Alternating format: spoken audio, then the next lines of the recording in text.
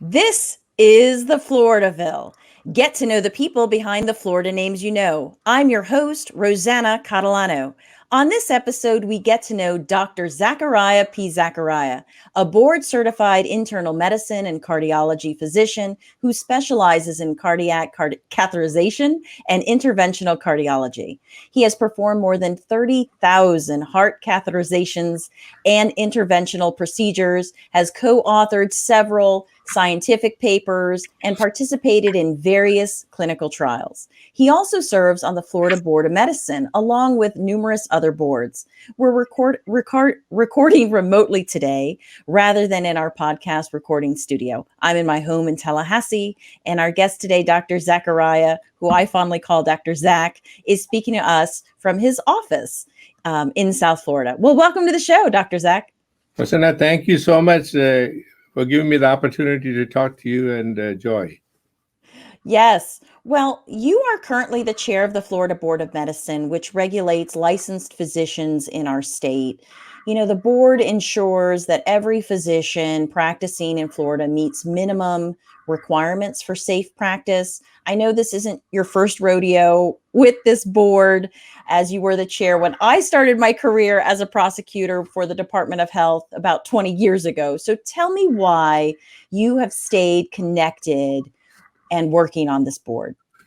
I first got on the board in 1988, and I've served at several 4-year terms under several governors, and this is my 6th term as chairman of the board. The Florida Board of Medicine is a very important part of the state of Florida.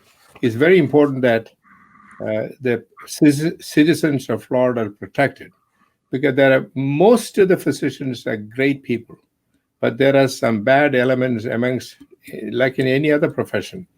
And it's important that weed out the bad ones. At the same time, the most important thing is to be fair.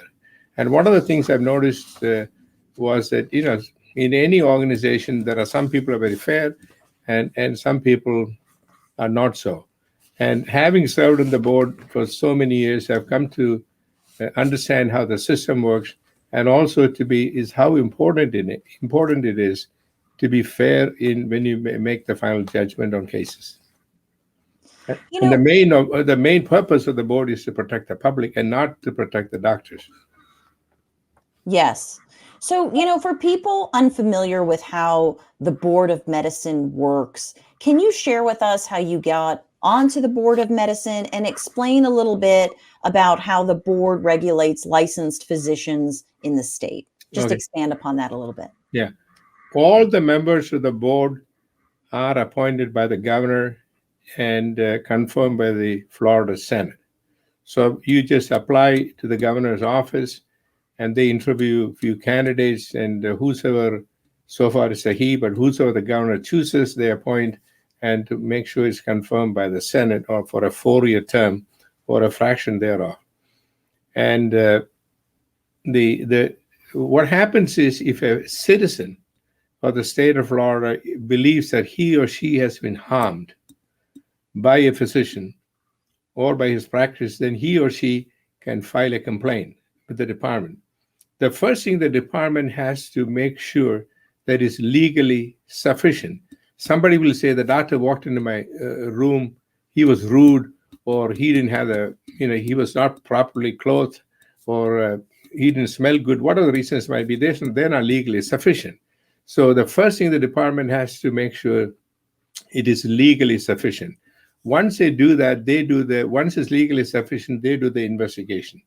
Once you do the prosecutors or the field prosecutors will go examine the case, and they will take the findings to the probable cause panel. It's a panel constituted by 2 sitting physicians and 1 lay member, whether he's either the 2 other members, 2 out of the 3 members have to be current members of the board.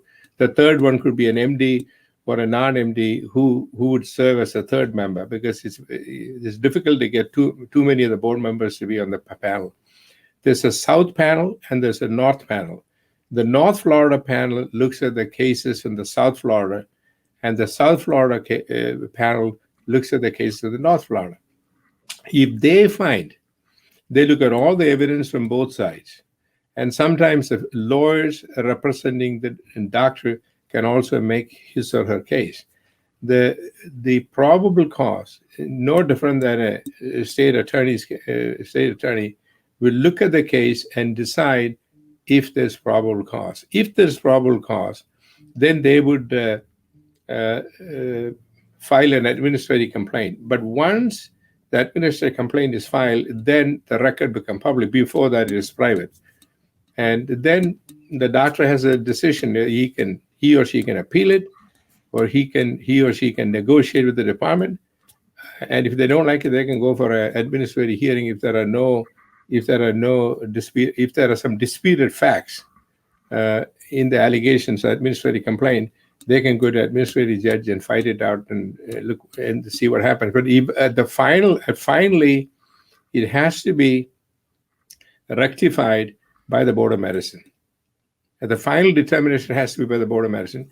If you don't like the determination of the Board of Medicine, you can go to the Court of Appeals and try to reverse it. Otherwise, the Board of Medicine is ultimate authority as a quasi-judiciary body of 15 members trying to make the right decision. It's an incredible and a very hardworking board. So for anyone in our audience that wants to make an appointment with you, tell us where you're seeing patients nowadays. I work for the University of Miami, but my office is in Fort Lauderdale, Florida, and they can call the telephone number on the screen, and if they want to, they can make an appointment. And I'll just say that telephone number for our listeners that are listening, and that's 954-772-2200 if you wanted to make an appointment with Dr. Zachariah. Now, Dr. Zach, I know you are known not only in the healthcare field, but also in political circles. You know, you have served on the Florida Council of 100 and the Board of Trustees for Nova Southeastern University. You also served on the Florida Board of Governors, which oversees all the public universities in Florida. In fact, you know, the state university system of Florida is the second largest public university system in the nation. So, you know, you've served at the National Heart, Lung, and Blood Institute at the National Institutes of Health as a member of the U.S. delegation to the World Health Organization in Geneva, Switzerland, and as president of the Fort Lauderdale Heart Institute at Holy Cross Hospital. So where do you find the time to give back to your community, and why is this so important to you? When I first, most of the physicians just stick with medicine alone. They don't go outside medicine, and unfortunately, some of them do. A lot of them don't. And you just stay focused just on medicine. Trust me, I love what I do. I love medicine. That is my number one priority. But outside medicine, I love education. That's the reason why I serve on the board of ExcelinED, where we talk about education from K through 12, both in Florida and around the country. And I love education because education is the keystone of our progress in our nation. And I also like the education at the university level. At the end of the day, the success of a nation, success of a state, success of a community depends on the level of education. I think education is the most crucial thing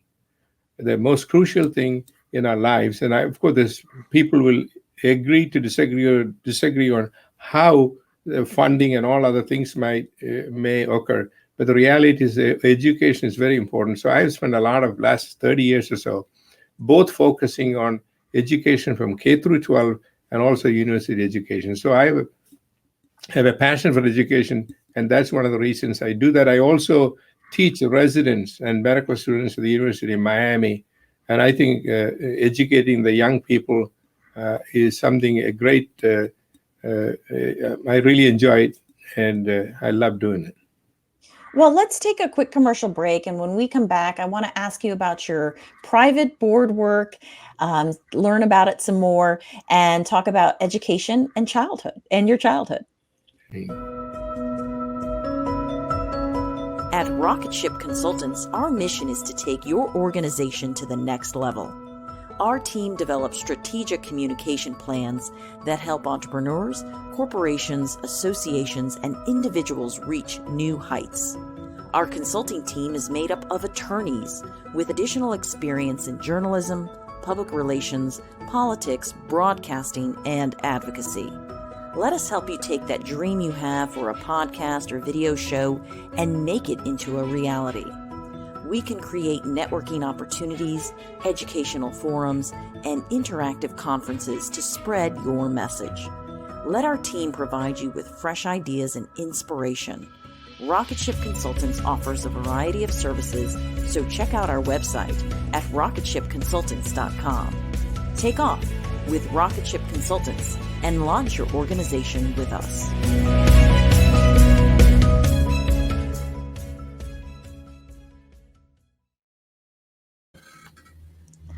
Welcome back. Our guest today is Dr. Zachariah P. Zachariah, a well-known cardiologist and current chair of the Florida Board of Medicine. Now, Dr. Zach, you recently joined the advisory board of the company Biosig Technologies Incorporated, and the website for Biosig describes itself as a medical technology company commercializing a proprietary biomedical signal processing platform designed to improve signal fidelity and uncover the full range of ECG and intracardiac signals. Can you explain to us what that means in layman terms? Okay. In cardiology, the most common irregular heartbeat that produces strokes, for example, 30% of the people get stroke because of an irregular heart rhythm called atrial fibrillation. That is the most common irregular heartbeat. It has to be treated because it's a very high incidence of stroke. There are other significant arrhythmias like ventricular tachycardia and such. They are a smaller number. So the most common thing that we face is atrial fibrillation. The treatment of atrial fibrillation is complex. We all agree they should be on a blood thinning medication. We all agree on one thing. The question then is, what else do you do? You can try some medication, but unfortunately, a majority of the medications have serious side effects long term. And then you do a procedure called ablation. What do? You go inside the patient's heart and you burn the areas where they have the focus, the foci, to produce these irregular heartbeats. When you burn the heart, what happens? You're burning, actually destroying some of the atrial or the upper chamber muscle fiber as well. So Biosig has a cutting edge technology that finds out exactly where this focus of irritable focus is coming up, and so they can successfully treat these patients with atrial fibrillation and other arrhythmias as well. Again, I stress atrial fibrillation because it's the most common one. They have done extensive studies at the Mayo Clinic, and they published data showing that the Biosig technology is superior, and they have done it in many other centers across the country. I'm very excited about the technology because he'll be able to detect areas where they develop atrial fibrillation and other arrhythmias and try to fix it. Makes the job of the electrophysiologist much simpler. And some people, unfortunately, have to have the procedure 2 or 3 times. It's not a cakewalk. It's a major procedure. So if you can go detect these things, what is happening right now, there are too many artifacts. You don't know what is real, what is not real. But this cutting-edge technology shows exactly where the focus is. And so you have better success and less time being anesthetized and being under anesthesia. So the procedure is significantly reduced. And that's a great technology that Biosig has, and that's the reason I'm involved with the company. Oh, that's fantastic. I love to hear about cutting edge technologies, especially in the healthcare field, that can help people. So that's wonderful. Now, tell us about your involvement. I know you're involved with Geotole. You told us a little bit about ExcelinED in education, but tell us your involvement with Geotole. I think that's another board you're involved with. Okay, Geotole has nothing to do with medicine. Geotole has to do with when you go to a toll booth and, for example, let's say somebody visiting Florida. When they rent a car, they buy a little gadget so they can, the toll gets paid as you don't have to stop and pay money. That machine, a lot of that machine, first of all, when you rent it from Orlando, wherever you rent it from, they charge you X number of dollars, and then they will charge you sometimes $5, $5.50 or $6 a day. The accuracy of that must be desired. So what happens is someone will say, I did not go to the turnpike, and there's no way to figure it out. This is an enhanced GPS system whereby they can actually pinpoint the time and within 3 feet of for wherever you were. Right now, the technology can only go to about 33 feet. Within 33 feet, the GPS can tell you what place you're in. But it's sometimes difficult to tell whether it went through the toll booth or not. But with this technology, you can see within 3 feet. It's a great technology. It's being introduced in various parts of the country. And that, again, if it becomes a reality, which I believe is going to, it'll be a major breakthrough in tolling when people when you go through toll booths. It seems to me that that's a technology that could be used and applied in other places as well, I would think. Absolutely, it does. But they're going to start there, and this will pinpoint exactly. And again, you don't need a device. It's from your iPhone, so you don't have to go get the gadget. So when you go through that little thing, your iPhone will tell you that you went through the toll, and they can deduct it from your account. So you don't have to go pay some places. Automatically, if you went through the toll, you pay because it shows exactly that you went through the toll, because they can see it with an accuracy within 3 feet. So that's a great new technology, and that's a company that I'm involved in. 3 feet, that's incredible. Well, now I want to take you back to your childhood. Tell us where you were born and what your home life was like growing up. Well, I was born in the southern part of India, called Kerala. That's the southernmost part of India. I was born in a Christian family. My dad was a missionary, and my mother was a college professor. And I had 2 brothers and a sister, and one brother actually was a former chairman of the Board of Medicine as well. My brother, MP Zachariah, and his wife, Molly Zachariah. I'd have another younger sister and an older brother. So we were 4 siblings. And my older brother actually went to Georgia Tech and became a scientist. And Dr. MP, my brother, is number 2. I'm number 3. I have a younger sister whose husband is a physician as well. Growing up in India, all they talked about was education. They did not want to know about your sports, and certainly not interested in your whether you can be a movie actor or a football player. All they talk about morning and evening, especially morning prayer and evening prayer, all they talk about is education, education. And my dad used to say, son, the only difference between a guy who does labor job, a successful person, the only difference is education. There's opportunity for most of the people. There are some people may not have opportunity, but I would say majority of the people has opportunity. So going through high school and going through college, I did not take part in sports because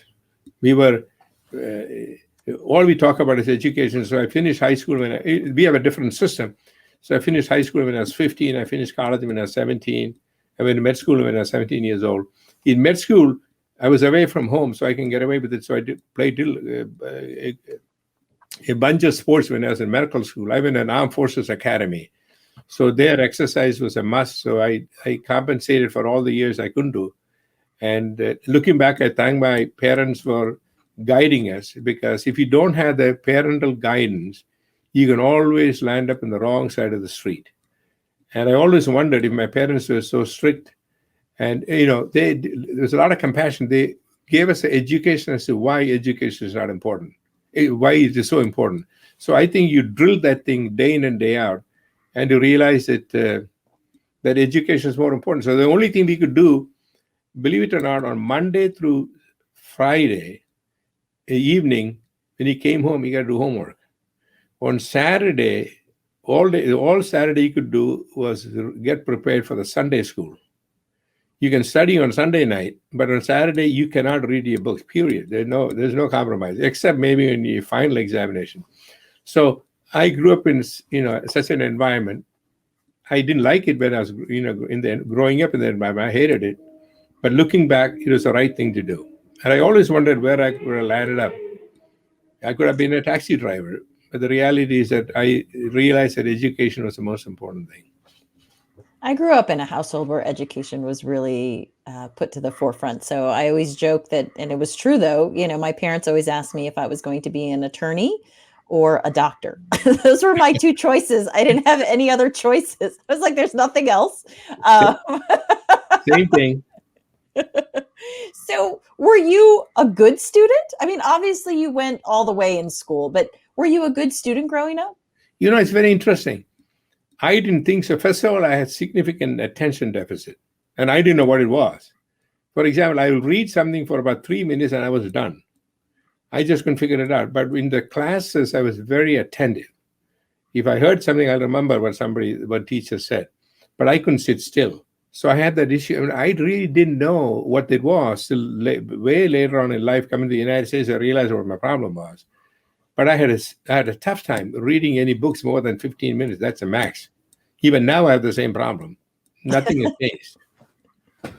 So well, I guess I was going to ask you if you had any hobbies as a kid, but I guess that really wasn't promoted as a kid, hobbies. It was the mostly only hobby I had on school. Yeah, when I was in school, the only hobby was stamp collection.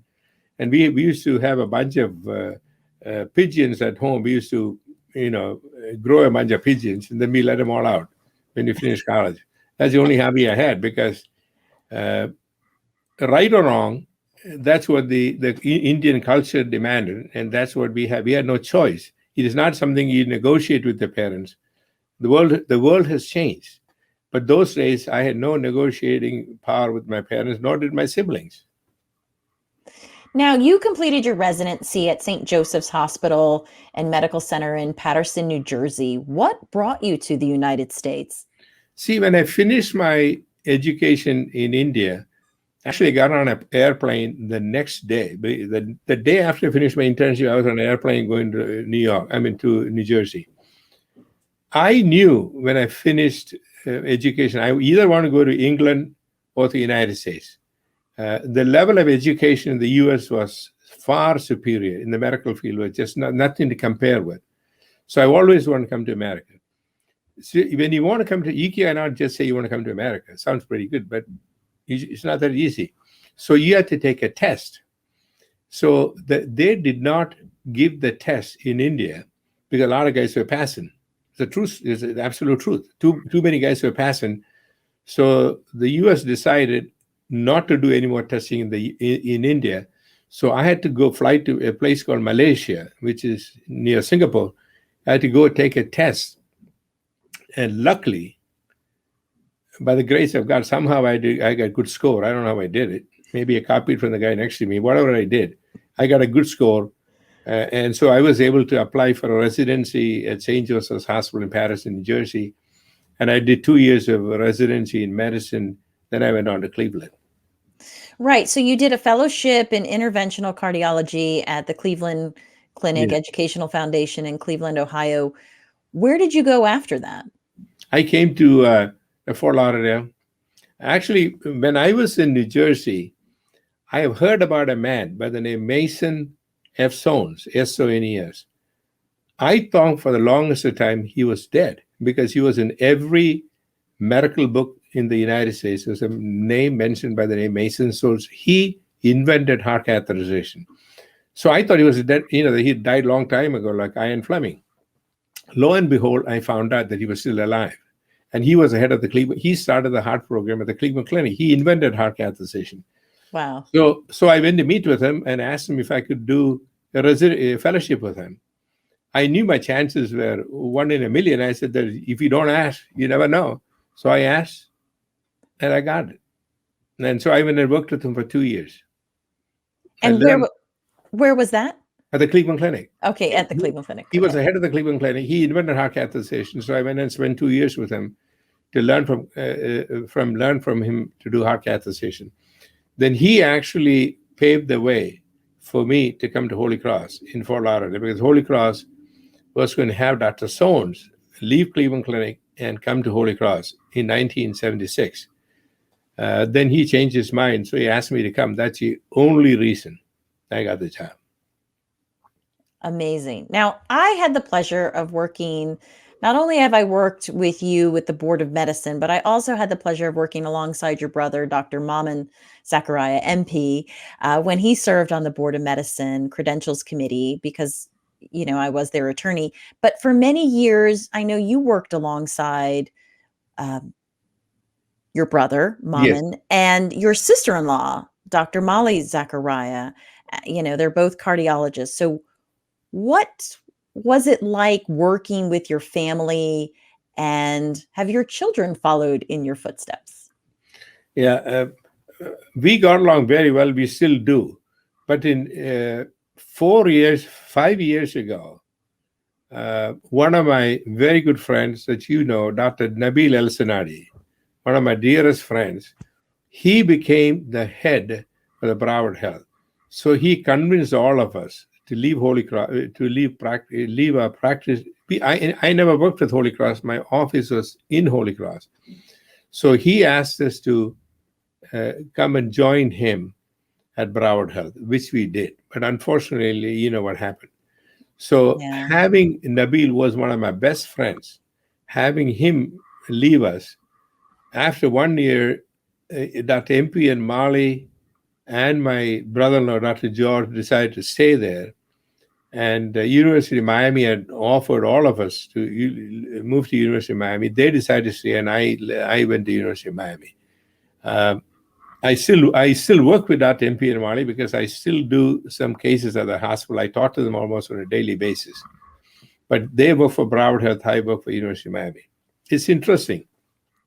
Right. Both my children, when, I was working like 16, 18 hours every day, and my boys were pretty smart, but they decided they did not want to go to medicine. My older son went to Wharton School of Business at the University of Pennsylvania. My second son went to Lehigh, but they decided to go into law. They both became lawyers. They went to University of Florida, and they now work for a law firm called Greenberg Torrey. They both work in the same law firm in Fort Lauderdale doing mergers and acquisition. So it's beautiful to see, I would think, that, you know, you worked alongside your brother in your profession, and it's probably very comforting for you to know that both your children are working alongside each other at the law firm now. Yeah, they're in the same law firm, the same office. That's incredible. That's incredible. But you know what's funny? I asked them, why did you go into law? They said, Dad, he said, you're working too hard and we don't want to do it. And guess what? They work harder now, no different than being an intern or resident in the big law firm. They work all the time. And you know, yeah, I'm like, it's a pretty labor intensive profession that I think a lot of people don't realize. So that's, I like how they tried to get away from that and ended up sort of in the same path. Now, you hold numerous awards, including the Ellis Island American Legion Award, the Golden Heart Award from the American Heart Association, Freedom Foundation Medal of Honor from the Freedom Foundation at Valley Forge, and the Ellis Island Medal of Honor. Do you have a particular award that really stands out for you or speaks to your heart? Probably the most impressive award I ever got was the American Legends Award by the Ellis Island. And there were 5 honorees, and one was one of my greatest heroes, Senator John McCain from Arizona. The other was John Sweeney from the head of the AFL-CIO. Other was Helen Thomas, the White House reporter. Other was the Mrs. Pope, who gave, Mrs. Pope was a major donor to the University of Miami, and me. And the funniest thing was, President Clinton came up and said a lot of nice things about me. It was kind of funny. Well, for our audience members that don't know, you have been I guess we could call you a very big Republican supporter for years. So I guess that would explain the irony there, so people could get the. What happened was when, 1992, when President Herbert Walker Bush ran for president, I was the state finance chairman. But unfortunately, that year, he was beaten by Bill Clinton. And I was also state finance chairman for President George W. Bush. And also for, I was a major fundraiser for Governor Jeb Bush, and also for several of the governors in Florida and senators. Yeah. So, on this show, we like to discuss the entrepreneurial spirit, which is an attitude, an approach to thinking that actively seeks out change rather than waiting to adapt to change. It's a mindset that embraces critical questioning, innovation, service, and continuous improvement. So tell us, in what ways, if any, these qualities have shaped your career and life. As a kid, my dad always used to tell us that other than getting top grades in class, which he always wanted us to do, he thought one of the most important thing is to be all around, looking to see how life works. And he always taught us a critical thinking about anything is one of the most important qualities that you have to have. And I always wanted to get to see how the world works, to understand how things work in this world. And that's the reason I got involved in to see the politics, see how the government works, look at how education impacts the country. And that's one of the reasons I went to some of the representatives of the United States in the World Health Organization to get a picture of how the world really works. Of course, I only know a fraction of the reality. But to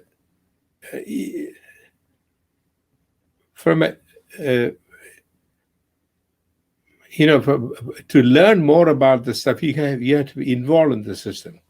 And that's one of the reasons I have found myself getting involved in many aspects of life, so I can learn more about those things. Now, I know recently you had quite an incident at your local gym. Could you tell our audience about what happened and I guess maybe provide some guidance and advice? What happened, it was about 3 weeks ago. I was just finishing up my work at the gym. Believe it or not, I was doing the last set of triceps exercises. I look to my left and I see one of the gentlemen who works at the gym. He's an employee of the gym and the hospital. I saw him on the floor, totally gone. He's dead. So I rushed to him. I checked his pulse. He had no pulse. His eyes were all rolling, and I knew that he was in cardiac arrest. So I had to pump on his chest. I called for help. And after pumping on his chest, about a minute and a half probably, I'm sure I broke a couple of his ribs. And they call a code. So the doctors and nurses from the emergency room came along. By the time he woke up, he got out. He woke up with a cardiac compression. They took him to the emergency room. As soon as he gets in the emergency room, he goes into cardiac arrest again, into ventricular fibrillation. It was an amazing thing. God was looking after him, because there were only 3 people in the gym at that time. This is about 7 o'clock. There were only 3 people in the gym. The gentleman who fell down, there's another gentleman who works in the gym, me and one other person. There's only 3 people working out, and the 2 employees. And nobody was near him. And the worst thing could have happened to him was if I would have left the gym 10 seconds later, I would have been out of the gym. If he would have laid there, and he would have had significant issues with his brain, he could have had a major stroke, or maybe on a ventilator for the rest. I always tell my patients, the most important thing in life expectancy, to live longer and healthy, is exercise 4 to 5 days a week and maintain your body weight. Maintain the optimal body weight. It's a difficult proposition, because you're telling a person to lose weight. That means don't eat too much of food, which they hate because they love eating. And tell them to do something which they hate. That's called exercise. But it's crucial that if people say, "Can I take a vitamin?" It doesn't matter what vitamin you're going to take. If you're obese, it doesn't matter. Even if you look at people who got COVID, if you look at the people who are really sick with COVID, are two sets of people. One who got a huge dose of virus into they got too much of viruses into their system. Too Or much number viral two, load. Right. viral load, or people are obese. So obesity, I always tell patients, alcohol kills people, tobacco kills people, cocaine and drugs kills people, but food kills people with a factor of 20. For every single person who dies with all the bad habits, 20 times the number of people die just eating food. So going on a diet and losing weight and exercising is the most important thing in life, in my opinion, as far as health is concerned. A lot of people will say, I'm going to do it. I see patients who of course, to stop smoking is crucial. I'm telling you, other than smoking, these are the two most important things. I have seen patients who got a heart attack. They said, I swear to you, I'm going to lose weight. And guess what? They're not going to lose any weight. Well, they had open heart surgery. They said, I swear to you, I'm going to lose weight. They were swearing, last for about a day or two, a week. Then they forget about the fact they had a heart attack or they had open heart surgery. And I would say majority of the patients, they don't want to change their lifestyle. They may have other issues as to why they don't do it, but they just don't do it. The smart ones do. Well, that's a good reminder as we are entering, we've all made New Year's resolutions. And this is a good reminder that, a lot of us made resolutions to, be more active or lose the pounds that we've gained during this pandemic being at home. So this is a good reminder that we should stay active and also learn CPR. Clearly, you saved that man's life. Now, what advice would you give to somebody that wants to be as successful as you? You have to work hard. You got to stay focused, and you got to love what you do. Staying to work smart is very important. Some people just work, but they don't work smart. You have to work smart, and you have to love what you do, and if you love what you do, then it doesn't become a job. It's something that you love, and you have to stay focused. When I was a kid, my dad used to tell, son, when you're at any location, ask yourself, what are you doing here? What are you doing here right now? So some people are not focused as what they're doing right now. They're just doing, but they're not focused as to why are you here right now? If you are at a gas station, wherever you are, you have to know half of the people, they just do something, but they're not thinking as to why they are there and what they are supposed to do, and stay focused and work smart. Great advice. Now, we like to end our show with a little bit of fun by asking all of our guests the same 7 questions. What would people be surprised to know about you? Probably I have significant attention deficit, because if somebody goes on talking a lot, they lose me because I'm just lost. I tell them, get to the point, because I just can't. My brain is not a good one. Well, I better get to the point then with these remaining 6 No. questions.